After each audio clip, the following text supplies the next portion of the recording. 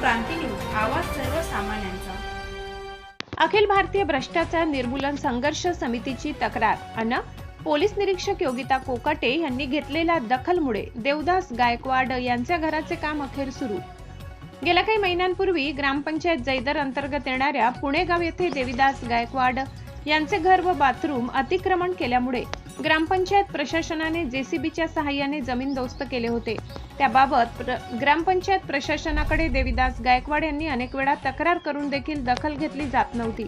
अखेर अखिल भारतीय भ्रष्टाचार निर्मूलन समितीमार्फत अभोणा पोलीस ठाण्याच्या सहाय्यक पोलीस निरीक्षक योगिता कोकाटे यांना पत्र देत कारवाईबाबत सूचित केले होते। त्यांच्या तक्रारीची दखल घेत पोलीस निरीक्षक योगिता कोकाटे यांनी संबंधित प्रशासनाला बोलावून घेत योग्य त्या उपाययोजना करण्याच्या सूचना दिल्या।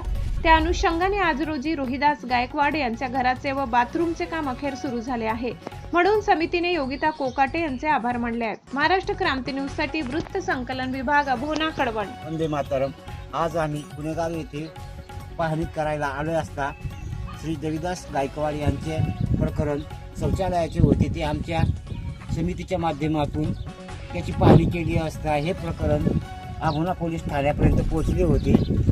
त्यामुळे श्री योगिता कोकाटे मॅडम यांनी लक्ष देऊन त्या कार्याकडे चांगले गांभीर्याने पाहिले असता ते काम आज पहिल्या टप्प्यात सुरू झाले आहे आणि यांचे श्रेय अखिल भारतीय भ्रष्टाचार निर्मूलन संघर्ष समिती यांच्या समितीला लाखमोलाचे जात आहे, कारण यांच्या चौकशीच्या माध्यमातून हे प्रकरण आज इथपर्यंत पोहोचले आहे। बघूयात आता अजून पुढे इथून पुढे किती वेळ लागतोय।